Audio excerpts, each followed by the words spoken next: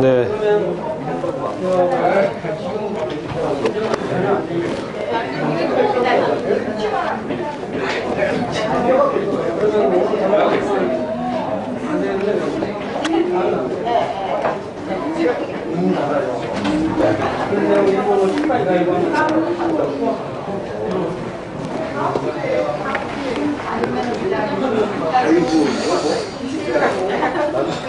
기도하고 양육반 시작하도록 하겠습니다.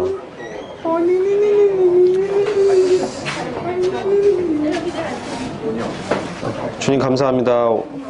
오늘 주님께서 저희들을 불러주시고 또 주님을 경배할 수 있도록 저희 심령을 담대케 해주시고 은혜의 보좌 앞에 나와 주님의 이름을 찬양하도록 해주신 주님의 은혜에 감사합니다.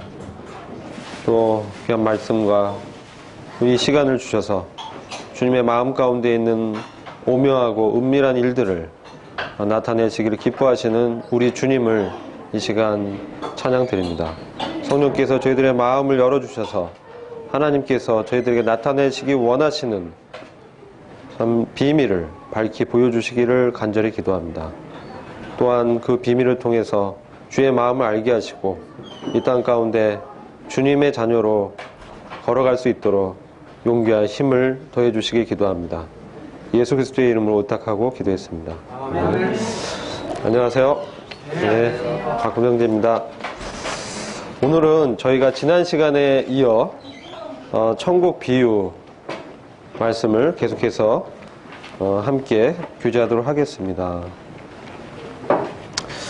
지난 시간에 제가 말씀드린 내용들은 전체적인 개론적인 내용을 말씀드렸기 때문에 이 시간에는 말씀을 통해서 좀 더 자세하게 천국에 대해서 그 주님의 비밀에 대해서 교제하도록 하겠습니다. 우선 그 지난 시간 배웠던 내용을 잠깐 정리를 하고 진도 나가겠습니다. 성경에서 이 천국은 사람이 죽어서 가는 하늘나라 낙원이 아닙니다. 성경에서 특별히 마태복음에서 말씀하고 있는 마태복음 13장에서 주님이 말씀하시는 이 천국은 이 번역이 하늘의 왕국으로 번역하는 게 더 맞는 번역이라고 말씀을 드렸습니다. 그리고 다른 복음서에서는 동일한 의미의 말씀을 하나님의 왕국이라고 또 하고 있습니다. 그러나 엄밀하게 본다면 하나님의 왕국은 영원 세계부터 또 영원 세계까지 훨씬 더 광범위한 의미로 성경에서 쓰이고 있고, 하늘의 왕국은 그거보다는 좁은 의미의 주님의 통치가 이 땅 가운데 있는 그런 어떤 기간, 또 그런 영역을 말씀한다고 볼 수 있습니다. 그래서 이 하늘의 왕국은 특별히 저희가 분별을 잘 해야 신약 성경에 나오는 하나님의 경륜을 정확하게 우리가 이해할 수가 있습니다. 저희가 마태복음 13장과 함께 저희가 공부해 봐야 할 부분이 계시록 2장과 3장에 나오는 7교회입니다. 그리고 구약 성경에서 이 부분과 관계에 대해서 저희가 살펴봐야 할 부분은 저희가 지난번에 봤었던 레위기에 나오는 7절기에 관한 얘기들입니다. 그래서 이 부분 특별히 저희가 오순절을 중심으로 오순절에 교회가 시작되죠. 교회가 시작되고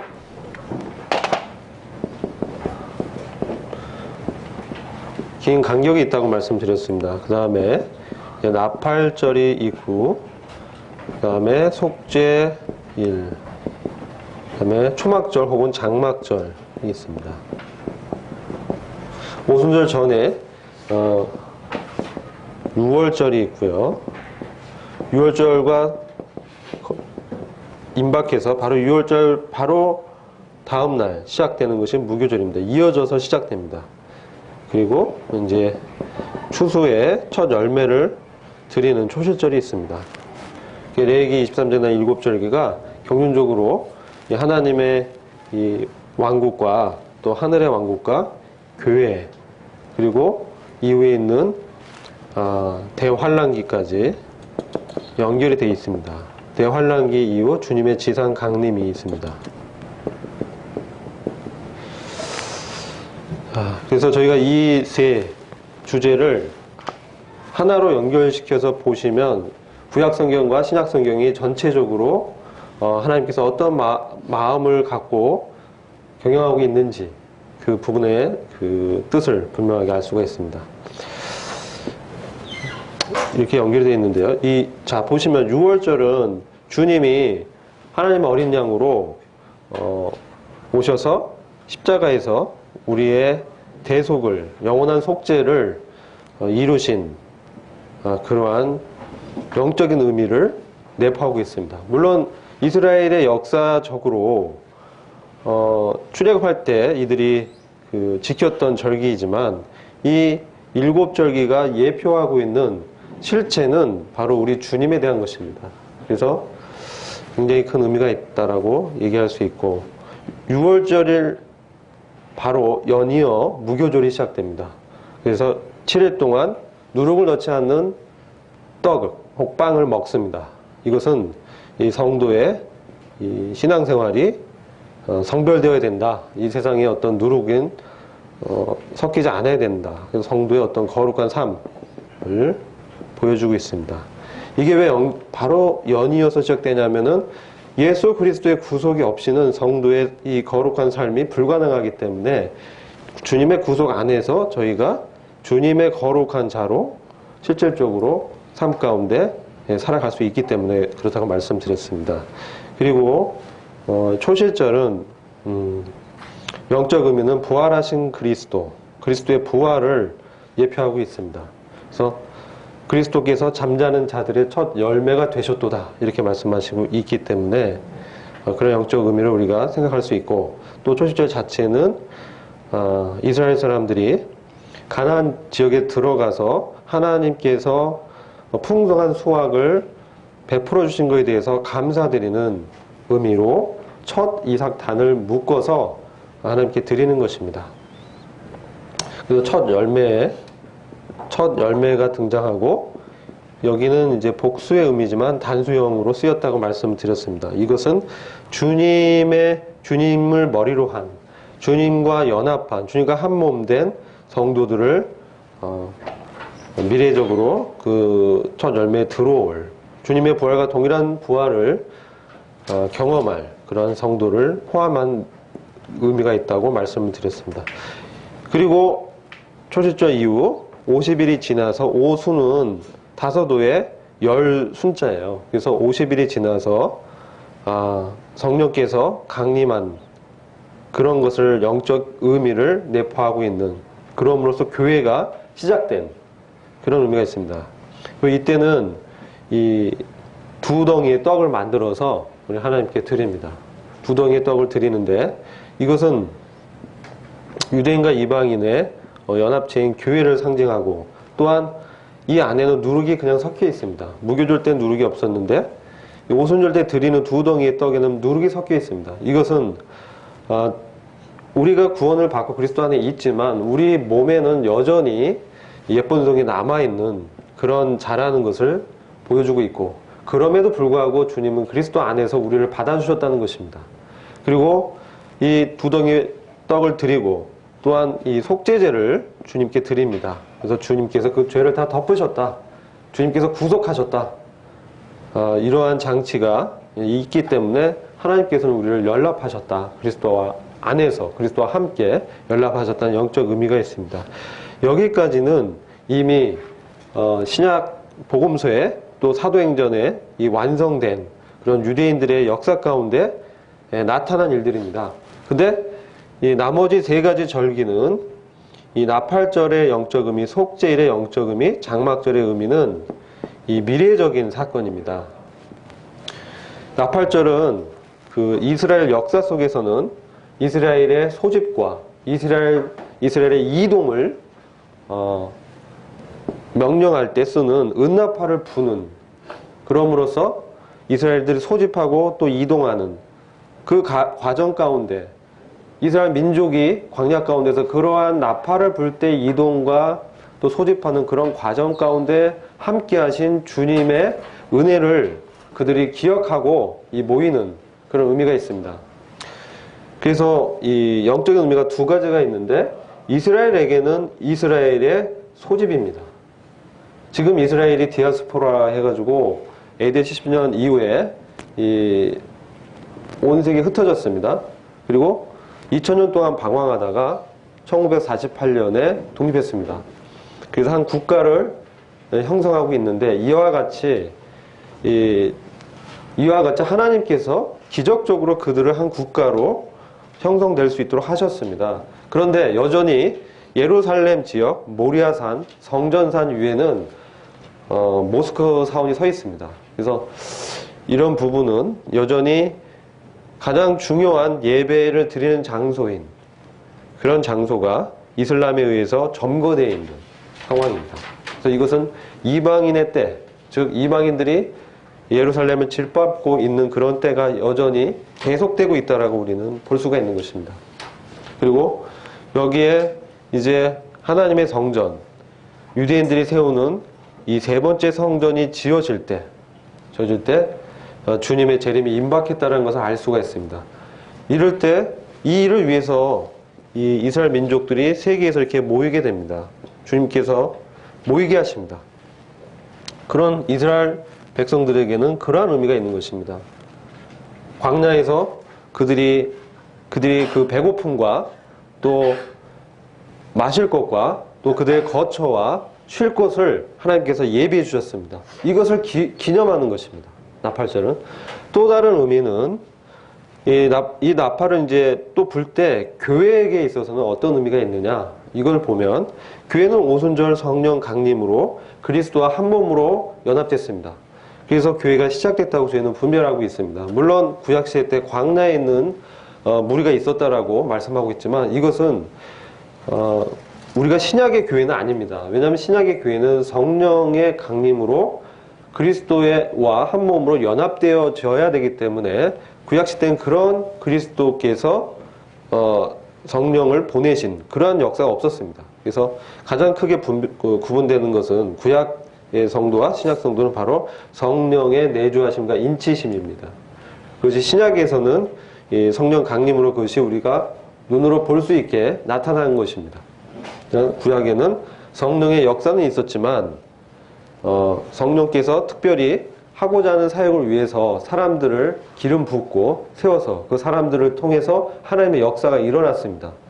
그러나 그 사람들의 심령과 영혼 가운데 이 성령의 영원한 내주는 없었습니다. 그들이 범죄하고 그들이 하나님의 뜻에서 떠나게 됐을 때 성령께서도 그들과 함께 할 수 없기 때문에 성령의 임재가 떠나버리는 그러한 성령의 사역은 있었습니다. 그리고 그들의 믿음과 상관없이 믿지 않는 자에게도 성령께서는 역사하셔서 그들을 통해서 하나님의 사역을 하셨습니다.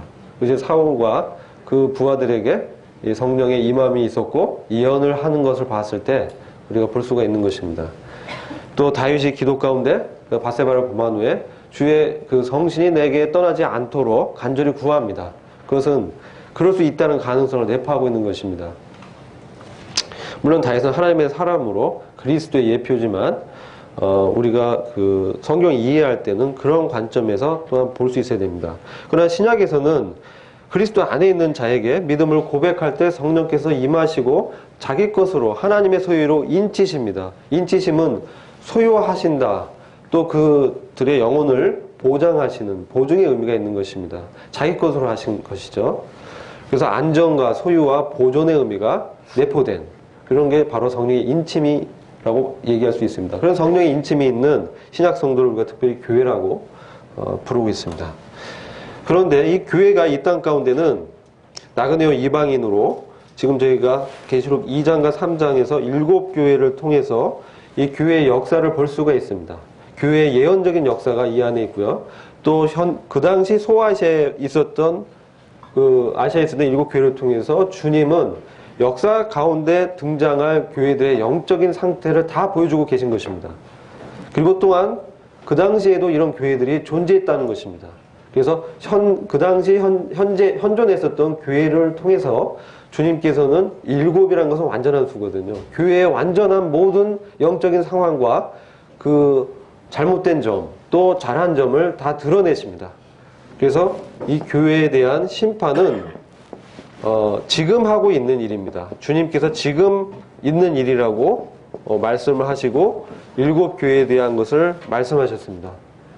교회에 대한 판단, 교회에 대한 주님의 마음, 교회에 대한 주님의 계획은 지금 하고 계시는 거예요. 현재 있는 일이라는 거예요. 현재 교회 시대라는 겁니다.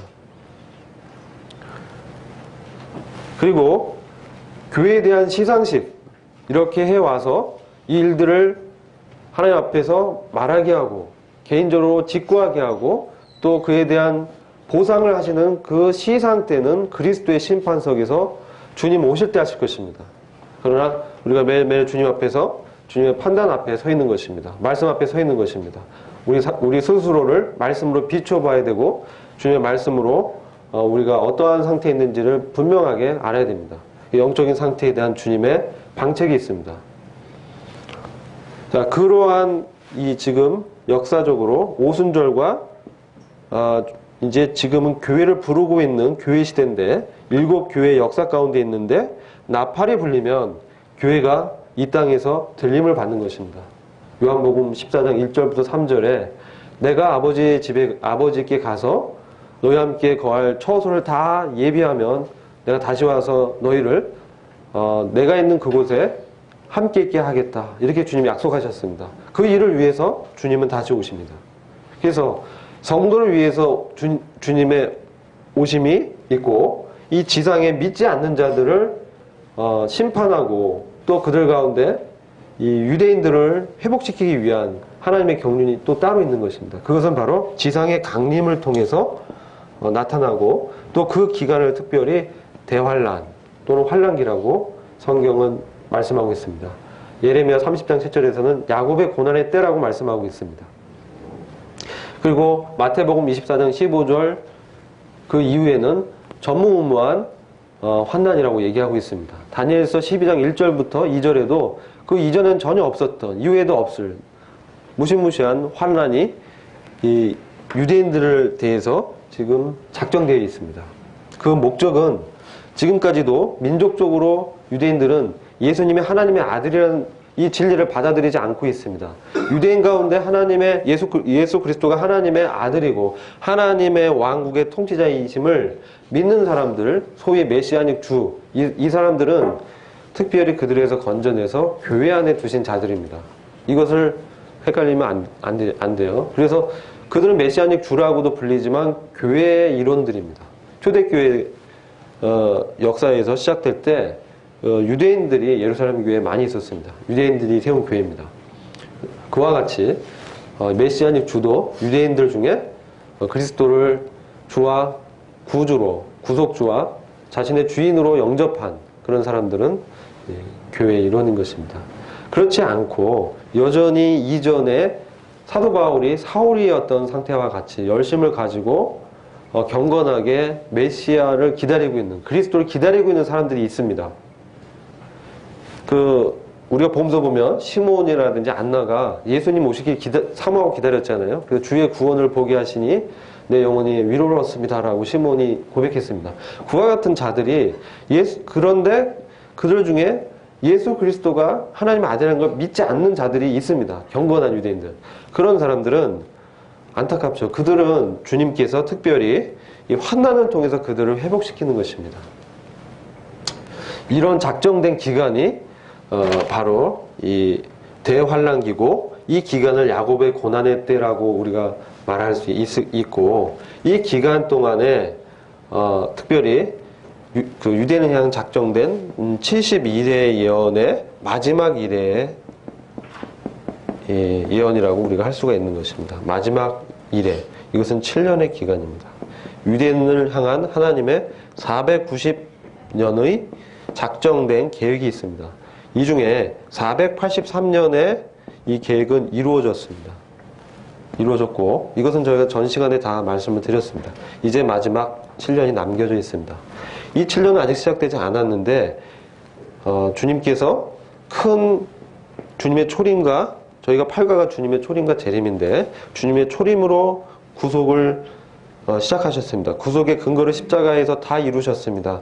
그러나 주님의 구속은 영혼의 구속뿐만 아니라 몸의 구속까지, 영광스러운 구원을 말씀하시고 이 땅에 하나님의 이 통치를 가시적으로 이루시는 지상의 왕국 혹 정부를 계획하고 있는 것입니다. 이것이 구약성경에 계속 예언된 다윗의 왕국, 다윗의 보좌입니다.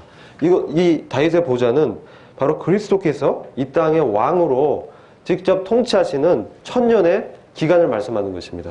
근데 이것이 구약에 계속 예언되어 있습니다. 구약에는 초림보다 재림이 더 많이 예언되어 있고, 주님의 재림은 복음서와 그 신약 성경에도 많이 이렇게 언급이 되고 있습니다.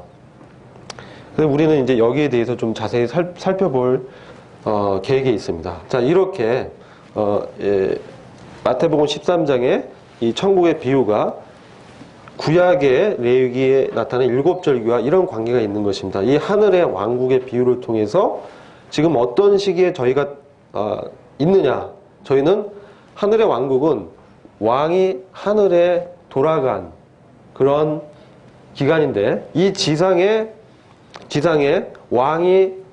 왕은 바로 그리스도 예수 그리스도입니다. 왕께서 마태복음 12장까지 유대인의 왕으로 주님이 오시고 그들에게 천국 복음을 증거하셨습니다. 근데 마태복음 12장에 보면 귀신을 내쫓는 기적이 이제 기록되어 있는데, 그 주님의 기적에 대해서 어떻게 이러한 일들이 일어날 수 있을까 참 경이롭게 사람들이 말하고 있을 때 바리새인들은 뭐라고 얘기하냐면, 이 주님의 기적에 대해서 이것은 바알세봇 집힌 예수님을 보고 귀신 들린 자라고 이렇게 신성 모독적인 발언을 한 것입니다.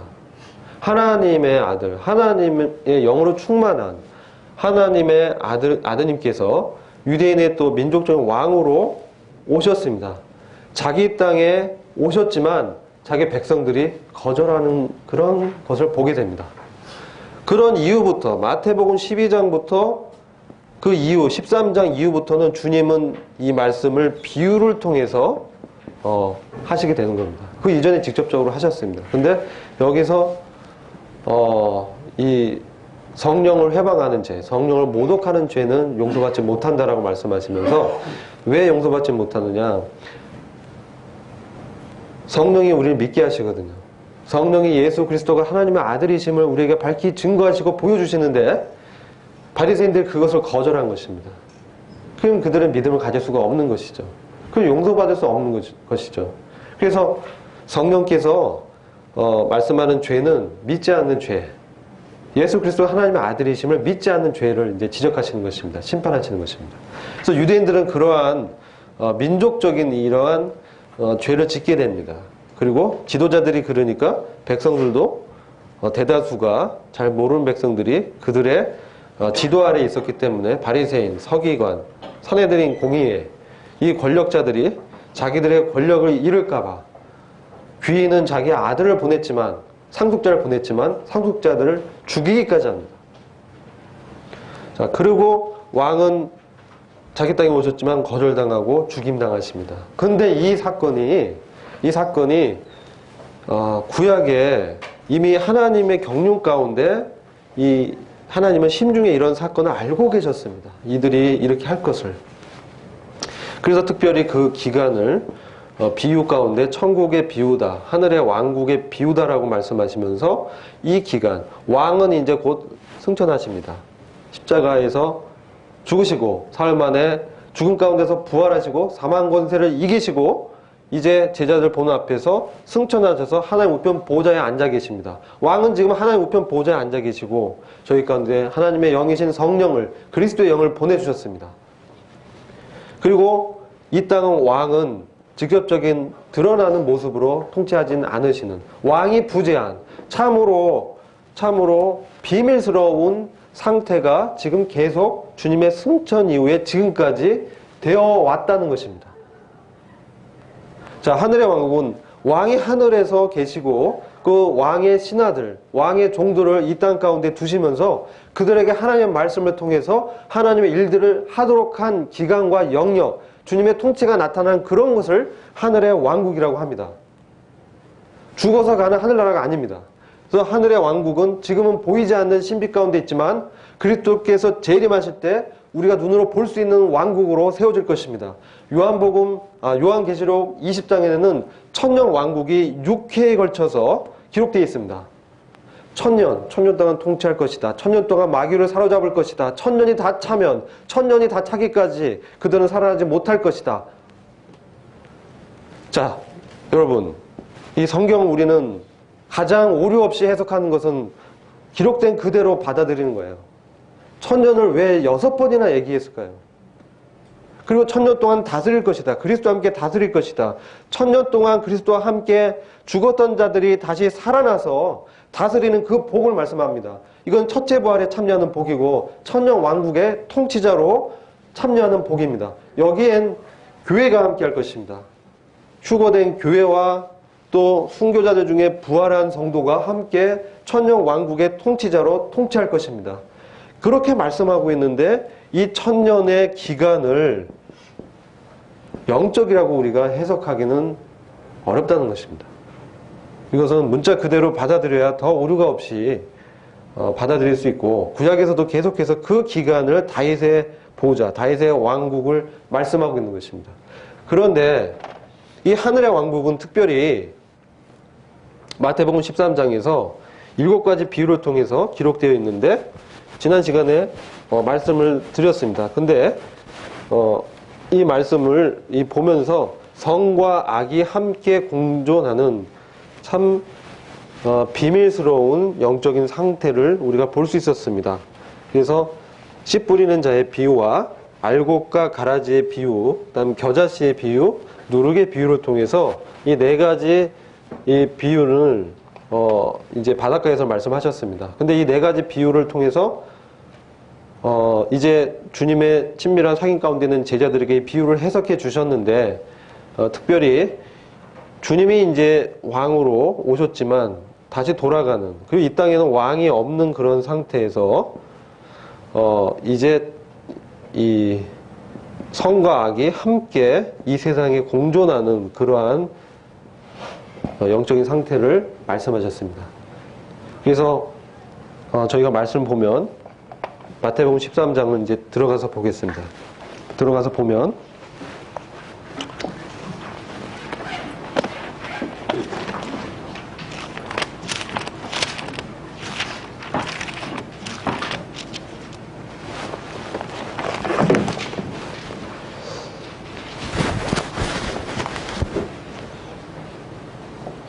자, 그럼 7가지 이제 비유가 나타납니다. 요거까지 비운데,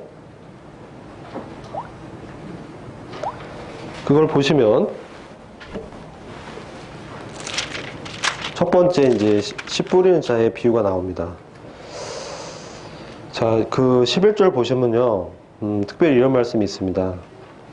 천국의 신비들이 너희에게는 알도록, 천국의 비밀이 너희에게는 알도록 허락되었으나 그들에게는 허락되지 아니하였기 때문이니라. 누구든지 12절 가진 사람은, 있는 사람은 받게 되어 더 풍성히 가질 것이나 누구든지 갖지 못한 사람은 가진 것마저도 빼앗기리라. 그러면 내가 그들에게 비유로 말하노니 이는 그들이 보아도 보지 못하고 들어도 듣지 못하며 또 깨닫지도 못함이라. 14절 또 이사야의 예언이 그들에게 이루어졌으니 말하기에 너희가 듣기는 들어도 깨닫지 못할 것이요 보기는 보아도 알지 못하리라. 15절 마태복음 13장 15절 이 백성의 마음이 무뎌져서 그들의 귀는 듣는데 둔하고 눈은 감았으니 이는 그들이 어느 때라도 눈으로는 보지 못하고 귀로는 듣지 못하며 마음으로 깨닫지 못하고 회심하지도 못하게 되어 나로 그들을 치유하지 못하게 하려 함이라고 한 것이라 라고 이제 기록되어 있습니다. 이것은 이사야서 6장 9절 10절에 있는 말씀을 인용한 것입니다. 자, 여러분 여기에 굉장히 그 하나님의 심중에 깊은 것이 여기 담겨 있습니다. 저도 이 말씀을 이제 쭉 연구하면서 주님 보여주신 부분까지만 이제 볼 수 있고, 정말 주님의 마음에 깊이 들어가 있는 그런 것은 사도 바울 형제님께서 고백하신 것처럼 깊도다, 그 말씀 있잖아요. 깊도다, 하나님의 경륜에 대해서 말씀하시면서 로마서 11장에 그런 말씀을 이제 하고 있잖아요. 그 부분과 연결이 돼 있는 거예요. 그 부분과 연결되면서 그 마태복음 13장 말씀을 좀 이렇게 보면 로마서 11장 이 말씀을 저희가 염두에 둬야 됩니다. 오 깊도다 하나님의 지혜와 지식에 부요하며, 이 로마서 11장 33절이거든요. 그분의 심판을 어찌 헤아리며 그분의 지나간 길을 어찌 찾아내려. 누가 주의 생각을 알았느냐, 누가 그분의 의논자가 되었느냐, 누가 먼저 그분께 드려서 되돌려 받겠느냐. 이는 만물이 그분께로부터 나와 그분을 통하여 그분께로 돌아갑니다. 영광이 그분께 영원히 있으리로다. 자, 이 로마서 11장 26절부터 36절은 민족적으로 구원받을 이스라엘에 대한 사도 바울이 이 하나님의 경륜을 얘기하고 있는 것입니다. 그래서 지금 여기 보면 로마서 11장 전반적으로 보면 이스라엘의 영적인 상태를 말씀하고 있는 거예요. 이스라엘이 부분적으로 소경이 돼서 하나님을 거절했다는 겁니다. 그런 말씀이 있어요. 그래서 12절을 보시면 그들의 실족함이, 로마서 11장 12절을 제가 읽어드릴게요.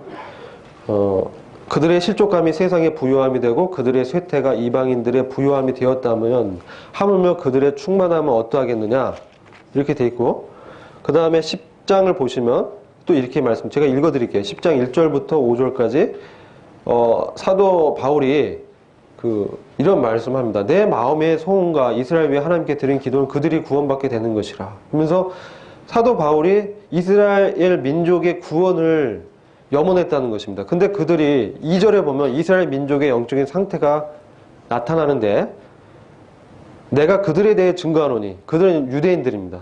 유대인들은 그들에게는 하나님에 대한 열심이 있지만 지식을 따라 된 것이 아니다 라고 말하고, 3절에 이는 그들이 하나님의 의를 모르고 자기들의 의를 세우려 함으로써 그들 스스로 하나님의 의에 복종치 아니하였다. 그런데 하나님께서 예비하신 하나님의 은밀한 가운데 심중에 두셨던 그 구원은 그리스도를 통해서 모든 사람이 그리스도 안에서 하나님의 의가 되는 것이거든요. 그러니까 이게 4절 보시면 제가 읽어드리겠습니다. 로마서 10장 4절에 그리스도께서는 모든 믿는 자에게 의가 되시고 율법의 마침이 되셨느니라, 이렇게 말씀하고 있어요. 모세도 하면서 모세의 율법을 이렇게 말씀하는데, 그래서 로마서 9장부터 11장은 하나님의 경륜을 말씀하고 있는 거예요. 그 경륜 가운데 보면 다시 저희가 마태복음 13장에 돌아와서 그 14절에 이사야의 예언은 이스라엘 민족에 대한 하나님의 경륜을 단편적으로 볼 수 있는 예언인 거예요. 그러니까 저희가 이 천국의 비밀이 이렇게 비밀이 된 것은 하나님께서 그리스도를 왕으로 자기 땅에 보내셨는데 그들이 그리스도의 왕되심을 거절하고 주되심을 거절했습니다. 그럼으로써 복음이 이제 유대인에게 더 이상 전파되지 않고 이방인들에게 전파가 됩니다. 그리고 유대인들은 영적인 소경으로 지금까지 이제 하나님의 아들 그리스도를 거절하고 있는 상태입니다. 지금 유대인들은 계속 예수 그리스도를 거절하고 있습니다. 왕이신 주님을 거절하고 있습니다. 그 중에 믿는 개개인들은 교회에 들어오지만 유대 민족과 유대 국가는 그리스도의 주되심을 거절하고 있는 거예요. 자, 이런 상황에서 하나님의 그 심중에 있는 깊은 지혜와 그 경륜의 비밀은, 하나님의 비밀은 바로 이 유대인들을 통해서 결국은, 왜냐하면 유대인들에 대한 부르심은 결코 후회하심이 없습니다. 그렇기 때문에 유대인들에 대한 부르심은 유대인들에게 주님 맡기신 그런 지상의 나라의 그 영광은 훼손되지 않는 하나님의 계획 가운데 있는 것입니다. 그래서 이러한 유대인들에 대한 하나님의 경영에 대해서 우리가 분명하게 알아야 됩니다. 근데 왜 그러냐면은 이 천국의 비밀, 천국의 비유를 말씀하실 때 유대인들의 지도자들이 예수님을 신성모독한 것입니다. 예수님의 죄목이 신성모독죄인데 사실은 이때 유대인들이 예수님을 신성모독한 것입니다. 하나님이시고 하나님의 아들이시고 왕이신 주님을 귀신 들린 자라고 얘기했습니다. 성령을 모독한 것입니다. 사실 주님의 신성이 여기서 모독당한 것이에요. 그러면서 이제 주님은 비유로 말씀하십니다. 그리고 이 마태복음 13장에 천국의 비밀들이 너희에게는 알도록 허락되었으나 그들에게는 허락되지 아니하였다. 이 그들은 직접적으로는 유대인들입니다. 유대인들에게는 지금 이제 감춰진 비밀로 나타나는 거예요. 유대인들이 왜 소경이 되었겠습니까? 그것은 하나님의 깊은 경륜 가운데서 결국 유대인들을 구원하시고자 하는 계획이 있습니다. 그러기 위해선 그들이 이방인들이 복음으로 인해서 은혜로 구원받는 하나님의 의가 되는 이러한 것을 보고 그들이 질투하고 시기심을 느끼도록 만들고자 했던 하나님의 마음이 있었다는 거예요. 그들을 심판하고 처벌하고 이 땅 가운데 멸망시킬 수 있는 하나님께서 아브라함에게 한 약속과 그 언약, 모세에게 한 언약 때문에 그들을 버리지 못하시고 다윗에게 한 언약 때문에 그 유대인의 왕국을 이 지상 가운데 예수 그리스도가 왕이 되는 그 지상의 신정 통치를 이루고자 하시는 그 계획을 이뤄 나가고 계시는 것입니다.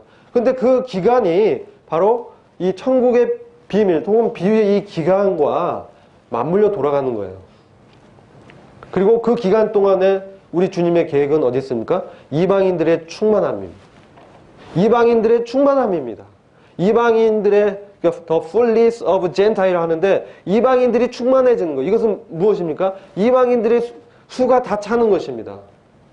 자, 이거와 이방인의 때는 다른 것입니다. 우리가 성경을 해석할 때 이방인의 때는 이방인들이 예루살렘 성을 짓밟는 하나님을 거절하고 해방하고 성전에 그 성전태에 이스라엘 사원을 세우고 그들이 그 제국을 통해서 이스라엘을 지배했던 그런 역사입니다. 그 역사는 아직 지속되고 있습니다. 그런데 그 기간 동안에 유대인들이 눈멀어 있는, 일부가 눈멀어 있는 이 기간 동안에 하나님의 마음엔 바로 그리스도와의 공동 상속자인 하나님의 아들들인 교회를 부르고 있다는 거예요. 교회를. 이게 계시록 2장과 3장에 나온 7교회의 역사입니다. 영적인 실상입니다. 근데 그 안에도 보면 에베소, 그 다음에 서머나, 버가모, 두아디라, 사대, 그 다음 빌라델피아, 라오디게아. 이 7교회의 역사 가운데 우리가 살펴볼 수 있는 것은, 자, 하늘의 왕국이 시작됐지만 여기서 교회 시대도 이제 곧 열리게 됩니다. 왕이 승천하시고 오순절날 교회가 탄생하죠. 그리고 초대교회를 상징하는 에베소 교회에 대한 편지가 쓰여집니다. 그렇죠? 그 다음에 그 핍박받는 순교하는 교회인 그러한 서머나 교회에 대한 편지가 쓰여집니다. 그런 다음 이 버가모 교회, 이 세상에 드러나면서 세상과 야합을 시작한 그 국교교회가 나타난 그런 버가모 교회의 역사가 있습니다. 그 다음 이 국교교회가 로마 카톨릭으로 더 타락하게 되는 두아디라 교회에 대한 주님의 편지가 있습니다. 그리고 두아디라 교회에 이어서 이제 개혁을 했던 사대교회가 있습니다. 그러나 이 사대교회는 살았다는 이름이 있으나 실제는 죽은 교회라고 말씀하고 있습니다. 그 다음에 성교의 문이 열린 빌라델피아 교회가 있습니다. 그리고 지금 어떤 시대입니까? 주님이 문 밖에 있는 라오디가 교회 상태에 저희가 있습니다. 이것은 무엇을 말씀하냐면 우리가 교회의 역사에서 끝에 서 있다는 거예요. 기독교계의 역사의 끝에 서 있다. 이 말은 주님의 재림이 곧 임박했고 교회가 주님을 만나러 알곡인 교회들이 주님을 만나러 이제 올라갈 그날이 다가오고 있다는 겁니다. 그런데 이러한 하나님의 깊은 것을 통해서 결국은 교회를 부르지만 유대인들은 아주 구원을 못 받고 있는 상태예요. 유대 국가, 유대 민족은 에스겔서 37장에 마른 뼈들이 이렇게 널브러져 있는 그런 상황인 거예요. 근데 이들이 48년도에 민족적으로 독립하게 됩니다. 그래서 무화과 나무의 비유가 지금 성취되고 있습니다. 잎이 나고 이제 열매를 피겠죠. 근데 잎이 나고 싹이 나고 이제 독립하는, 싹이 나고 잎이 나는 이 독립의 역사가 있는 것입니다. 그런데 아직 그들의 영혼의 생기는 들어가지 않은 상태입니다. 그것은 무엇이냐면은 그들이 거듭나지 않았다는 거예요. 하나님의 영으로 거듭나지 않았다는 겁니다. 그래서 그것은 그들이 환난기 간에 그들이 거듭나는 역사가 일어나는 겁니다. 이런 것이 맞물려 들어가고 지금 이러한 천국의 비유가 바로 이 기간을 특별하게 보여주고 있다는 겁니다. 하나님의 통치가 보이지 않게 믿는 사람들 안에 역사하는 과정이 있다는 거예요. 그러면서 동시에 세상에는 뭐가 있어요? 가라지가 뿌려지는 거예요. 세상에는 가라지가 뿌려집니다. 이게 마태복음 13장에서 동일한 맥락에서 말씀하고 있는 거예요. 씨 뿌리는 자의 비유를 보시면 여기에 이제 저희들의 책임이 있는데 씨 뿌리는 자의 비유가 3절에 보시면 씨 뿌리는 자는 누구라고 이제 해석하시냐면은 바로 주님이에요. 주님이라고 해석하고 있습니다. 주님이 말씀에 씨를 뿌린 겁니다. 근데 길가에 떨어졌습니다. 이건 이 땅은 사람들의 마음입니다. 마음인데 새들이 와서 먹어버리죠. 그래서 복음의 씨가 떨어져도 마귀가 이제 새를 상징하는데 마귀가 와서 이 말씀이 마음에서 뿌리를 맺지 못하도록 역사하는 거예요. 그래서 그냥 채가는 겁니다. 이 사람들이 있고 이 돌밭이 있습니다. 돌밭은 흙의 깊이가 아주 얕습니다. 흙의 깊이가 얕아서 말씀을 딱 받았을 때는 기쁨 가운데 감정적으로 받게 됩니다. 기쁨 가운데 감정적으로 받는데 어려움이 오면 어떻게 됩니까? 전에는 감정적으로 자기가 믿는다고 고백을 했지만 고난이 오면 자기 믿음을 거절하는 거예요. 어려움이 오면. 그래서 이 돌은 바로 돌은 환난과 박해를 의미하기도 합니다. 환난과 박해를 의미하기도 하고 또한 영적인 측면에서는 이렇게 보신 분도 있어요. 단단한 자아의 돌, 내 마음 안에 단단함, 그래서 말씀이 들어오지 못하는 그런 영적인 상태. 그리고 또 외적으로는 이러한 환난과 박해라는 돌, 이런 것을 이제 상징하고 있다고 해석하고 있습니다. 그래서 이런 사람들은 뿌리가 내릴 가능성이 없습니다. 그래서 해의 고난이 오면 말라버리는 거죠. 가시떨기에 이제 어떤 씨가 가시떨기에 떨어졌습니다. 그 가시떨기가 자라면서 기운을 막아버렸습니다. 자, 여기 가시떨기하고 좋은 땅은 참 해석하기 어렵습니다. 근데 이제 제가 말씀드리는 것은 이게 이제 마음의 상태인데 가시떨기에 이제 씨가 뿌려집니다. 말씀이 뿌려지는데 자라나기도 하지만 열매를 못 맺는 거예요. 열매를 못 맺는. 그래서 이것은 세상의 염려. 여기 나오면 말씀에서는 뭐라고 말씀하고 있습니까? 어떤 것이 그 기운을 막았다고 그랬죠? 네? 그 말씀의 비유를 주님이 22절에 해석하죠. 세상 염려와 재물, 부, 이거의 미혹, 이것들이 열매를 맺지 못하게 한다는 거예요. 말씀을 들었는데 그런데 열매를 맺지 못하는 것입니다. 주님은 이제 좋은 땅을 원하셨습니다. 좋은 땅은 뭐냐면 씨가 뿌리를 내리고 자라나고 열매를 맺는데 그것이 100배, 60배, 30배의 많은 열매를 맺는 것입니다. 이것은 바로 하나님의 창조의 목표입니다. 하나님께서 인생들을 창조하시고 창세기 26장 12절 보시면 이삭이 그 땅에서 농사해서 그 해에 100배나 얻었고 여호와께서 복을 주심으로 이렇게 되어 있습니다. 그래서 하나님께서는 이러한 복을 주시길 원하는 거예요. 사람들에게. 영적인 복입니다. 영적인 열매입니다. 이것은 저희가 볼 수 있는 것은 이 열매라는 것은 바로 성령의 열매를, 즉 그리스도의 인격을 나타낸다고 보여집니다. 그래서 우리가 말씀을 듣고 우리가 주님의 생명이 나타나서 주님을 닮아가는, 그것이 이 땅 가운데 나타나는, 이 땅의 삶 가운데 나타나는 그런 것을 주님은 원하십니다. 근데 그것이 우리가 어떻게 이 성장하느냐에 따라서 어떤 사람은 100배의 열매를 맺고 그 열매가 나타나면 또 뭡니까? 이것이 나의 삶의 열매를 통해서 복음이 증거됩니다. 복음이 삶으로 나타납니다. 그랬을 때 그것을 보고 도전받고 사람들이 주님께로 돌아옵니다. 입으로 외칩니다. 자신의 삶으로 보여줍니다. 그래서 많은 사람들을 주님 안으로 이렇게 인도할 수 있습니다. 그러나 먼저는 인격이라는 것이죠. 그래서 사도 바울이 내가 이 복음을 증거한 후에 버려질까봐 내가 두려워한다고 그랬습니다. 이것은 그러니까 우리가 이 사역과 우리의 인격은 별개로 나타난다는 거예요. 별개로. 근데 주님은 이게 같아지기 원한다는 거예요. 열매로 나타나기를. 그래서 이게 좋은 땅인데 가시떨기 사이에 이제 가시 사이에 떨어진 이런 상태는 어떤 상태냐? 이것은 이 가시떨기라는 건 바로 세상의 마음을 뺏긴 상태라는 거예요. 세상의 마음을 뺏긴 상태. 그리고 이것이 제가 이 교재 46페이지에 3번 가시떨기 사이라는 데서 말씀을 한 것처럼 바로 다른 일들에 대한 욕심, 또 누가복음 8장 14절에서는 쾌락, 이런 뭐 다른 말로 이렇게 표현되는데 말씀이 떨어지는데 이런 것들이 마음 가운데 있어서 열매를 못 맺게 한다는 거예요. 그러니까 우리는 이 열매 맺는 것은 오직 참된 믿음만이 이 세상에 있던 욕심과 어려움을 극복하고 열매를 맺게끔 나타난다는 거예요. 참된 믿음만이. 그 참된 믿음이 있을 때, 우리가 그리스도 안에 있을 때 이것이 세상을 사랑치 않고 주님을 사랑할 수 있게 해준다는 거예요. 주님의 사랑을 깊이 알 때.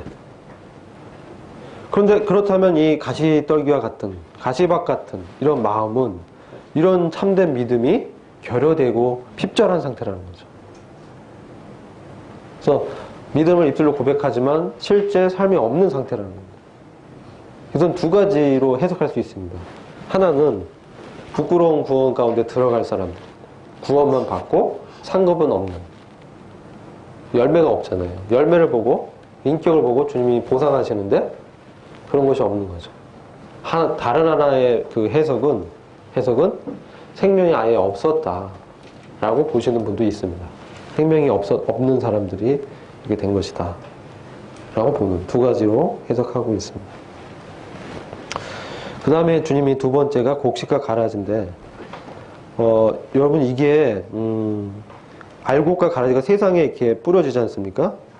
이것을 46페이지 보면 밑에서 두 번째 밭은 교회, 곡식과 가라지는 참, 또 거짓, 진리, 거짓 이렇게 이제 해석하는 분들이 있어요. 근데 주님이 이거에 대해서 분명하게 밭을 세상이라고 말씀하시고 있거든요. 세상이라고. 그래서 첫 번째 비유를 이렇게 해석하시면서 우리가 두 번째 비유를 해석할 수 있는 그런 것을 이제 말씀하신 거예요. 근데 이 마귀도 분명히 이 역사합니다. 마귀가 마지막에 역사하는데 요한계시록 17장에 이 바벨론 음료 교회가 등장합니다. 그리고 요한계시록 2장 3장에 걸쳐서 우리가 볼 수 있는 것은 사대교회라든지 두아디라 교회에 환난 가운데 버려지는 사람들이 나옵니다. 두아디라에서 회개하지 않는 사람들은 환난 가운데 버려진다고 말씀하고 있어요. 그렇게 기록되어 있습니다. 그리고 사대교회는 도적같이 임하는 예수님의 재림을 만나는 사람들이 기록되어 있습니다. 사대에 살았으나 종교적인 뼈대는 갖고 있지만 생명이 없다라는 거죠. 그래서 사대에도 흰옷 입은 구원받은 사람들이 있습니다. 두아디아 교회에도 구원받은 사람들이 있습니다. 그러나 그들 가운데 구원받지 않는 사람들이 있다는 겁니다. 일곱 교회는 다시 말하면 참 알곡인 교회의 영적인 상태라기보다는 명목상으로 이 지상에 세워지는 교회들을, 기독교계를 말하고 있다고 해석하는 것이 더 맞는 것 같습니다. 왜냐하면 교회 안에 어떻게 그런 구원받지 않는 사람들이 있을 수 있냐는 거죠. 이 교회라는 건 보이지 않는 참 그리스도인의 모임을 말하는 것입니다. 예배당이 아니기 때문에. 그런데 이런 기독교계 안에는 구원받지 않는 사람들도 있다라는 거예요. 그래서 그 가라지가 있다는 거예요. 자, 이것은 그러니까 교회를 우리가 어떻게 인식하느냐, 그리고 이 지금 말씀이 뿌리는 대상이 어디냐, 이거 세상이라는 거예요. 교회 안이 아니라 세상이기 때문에 세상에 마귀가 이 가라지를 뿌려서 믿지 않는 신앙 고백을 한 사람들인데, 신앙 고백을 해서 교회 가운데 들어왔습니다. 근데 실제 생명이 없는 사람들이 많다라는 거예요. 많다라는 거예요. 왜 그러냐면요, 이제 그 역사는 천국의 비유가 이제 쭉 이어지면서 이 배교로 합니다. 배교의 역사로 우리가 들어가고 있습니다. WCC 아시죠? 에큐메니컬 무브먼트 하는 WCC, 즉 세계 종교 통합 운동. 여기에 한국 교회가 부산에서 13차 집회인가요? 10차인가 13차인가 집회를 하면서 유명한 분들이 여기에 성명서를 냈습니다. 여기 뭐라고 냈냐면 기독교에만 구원이 있다고 주장하지 말자는 거예요. 기독교에만. 그리고 종교 개종의 전도를 하지 말자. 이 말은 뭐냐면 불교 안에도 구원이 있다는 거예요. 그러니까 그들 개종을 하도록 전도하면 안 된다는 겁니다. 성명서에. 그리고 로마 교황청 평의회에 우리는 동참한다. 로마 교황청 평의회. 교황이 주도가 돼서 세계 종교통합운동을 이제 주도해 나가는 거로 보여집니다. 그래서 교황이 지금 만나는 사람들이 라마 불교라든지 뭐 힌두교 지도자라든지 기독교 지도자를 만나면서 이 통합을 하고 있는 거예요. 그러면서 그것은 뭐냐면 다원주의를, 종교 다원화를 이제 하면서 우리에게만, 기독교에게만 성령이 있다고 말하지 말라, 이렇게 얘기하고 있습니다. 말하지 말라. 그 다음 뭐라고 덧붙이냐면은 보여주오, 그렇게 되어 있습니다. 보여달라. 너희들에게만 성령이 있다는 걸 보여줘라. 우리는 복음 전도하면서 말로 하지 않습니까? 그들이 더 이상 말로 하는 거 듣지 않겠다는 거예요. 근데 기독교계는 뭡니까? 기독교계는 점점 이게 타락하고 있어요. 기독교가 타락하고 있습니다. 배교의 역사가 일어나고 있습니다. 그래서 전도자들도 다 과거에 복음 전했지만 지금은 빌리그레이엄 얘기 드렸잖아요. 조영기 목사 얘기 못 들으셨죠? 조영기 목사 불교에 구원이 있다고 믿는 분이에요. 그러니까 이분들이 지금 이런 것을 통해서 우리가 볼 수 있는 것은 바로 이 가라지들이 많이 자라고 있다.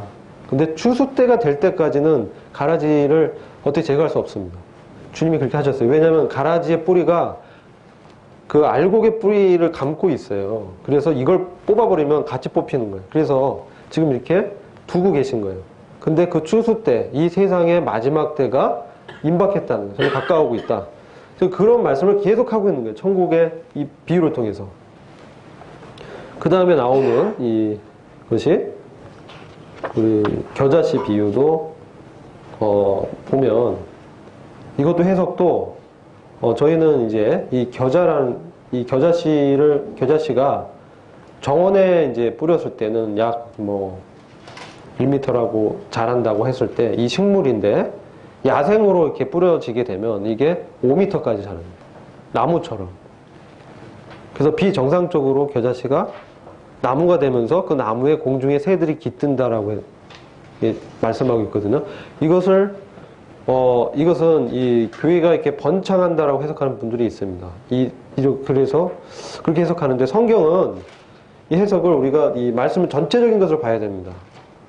교회가 번창하고 하는 것이 나쁜 일이라고 하는 것이 아니라 이 비유에서 말씀하는 비정상적인 성장과 팽창, 그리고 이것은 결국은 역사적으로 제가 이제 버가모 교회하고 두아디라 교회 말씀드렸잖아요.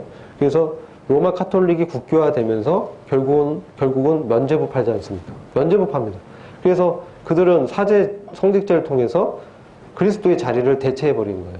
근데 이런 일들이 이제 로마 국교, 카톨릭이 이렇게 변질되면서 결국은 성모 마리아 숭배 이렇게 됩니다. 그리고 연옥설, 그리고 이들은 종교통합 운동을 하면서 지금 이 로마 교황을 이제 지도자로 내세우고 있는 거죠. 이것은 계시록 17장의 바벨론 음료교회로 분별이 됩니다. 그래서 이 종교통합 운동은 결국은 마지막 배교의 역사를 읽어낼 거예요. 마지막 배교는 뭐냐면 이 기독교계가 전체적으로 적그리스도를 따라가는 거예요. 적그리스도를 이렇게 따라가는. 그래서 그때는 이 지상의 참 교회는 휴거돼서 없기 때문에 이 지상에 하나님의 관심은 누구한테 가게 되냐면 유대인들한테 가게 되는 거예요. 유대인들. 그래서 유대인들을 통해서 복음이 증거됩니다. 그게 요한계시록 7장에 기록되어 있습니다. 그게 14만 4천 명을 말씀하고 있는 거예요. 이 배교의 시대에 교회가 이 땅 가운데 들림받고 올라간 이후에 남겨진 유대인들의 14만 4천 명이 전도를 하는 겁니다. 그래서 이를 통해서 많은 이방인의 수가 구원을 받게 됩니다. 또 순교자도 생기게 돼요. 그래서 이방인들도 이제 이때 이 환난 가운데서 구원받는 환난기 성도들이 발생하고 이 유대인들도 여기서 예수 그리스도가 메시아임을 믿게 되면서 이제 천정 왕국의 그 중심적인 나라로 세워지게 되는 거예요. 이것이 이제 천국 비유의 후반부에 나오는 게 이스라엘의 부활입니다. 이 누룩은 동일해요. 겨자씨나 씨 뿌린 자의 비유나 알곡과 가라지나 누룩은 동일한 것을 말씀하고 있는데 하나님의 말씀의 역사 속에 또 다른 한편에 사단도 같이 일하고 거짓 교리를 집어넣는다. 이 누룩은 거짓 교리들입니다. 이것이 이제 일어난다는 거예요. 그리고 숨겨진 보물이 이스라엘이라고 제가 말씀드리는데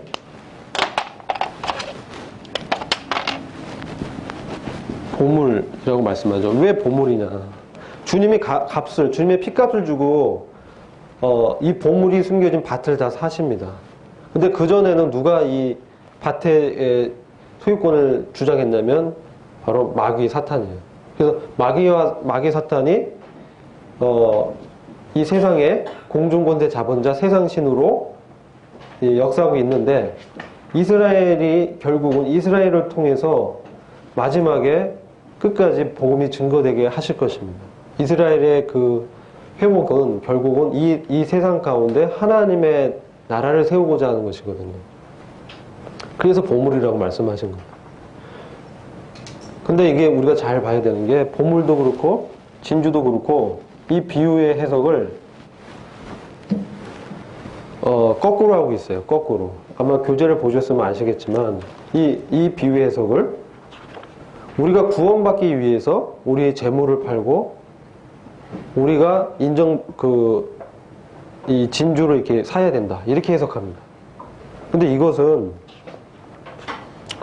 숨겨진 보물과 진주를 그리스도라고 해석하는 거예요. 그래서 그리스도를 얻기 위해서 우리가 이 보물을 사야 되고 진주를 사야 된다고 해석하는데 사실은 이것은 이 성경과는 반대되는 해석입니다. 왜냐하면 죄인이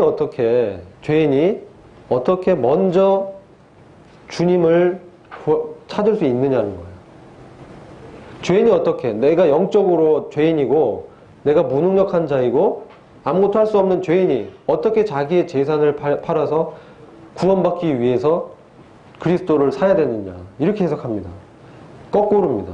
이것은 그리스도께서 죄인을 구원하시기 위해서 자신을 먼저 드리신 것입니다. 그래서 그분께서 이 세상을 구원하시기 위해서 이스라엘을 회복시킬 것이고 그리고 진주인 교회를 얻을 것입니다. 자신의 피값으로. 그래서 세상을 완전하게 구원하실 것입니다. 성경 전체적으로 이렇게 해석해야 됩니다. 성경 전체적으로 해석해서 이렇게 해석이 돼야 되는데 이걸 거꾸로 하게 되면은 이 순서가 바뀐 거예요. 우리가 구원받았기 때문에 주님을 위해서 헌신하자 이렇게 돼야 되는 거예요. 구원을 받기 위해서 헌신하자가 아닙니다. 구원을 받았기 때문에 헌신을 해야 됩니다. 이렇게 이제 해석을 해야 성경적인 해석이다라고 말씀드리고, 그리고 마지막에 이제 그물의 비유는 결국은 이 주님께서 선과 악을 구분해서 알곡과 가라지를 구분하실 것입니다.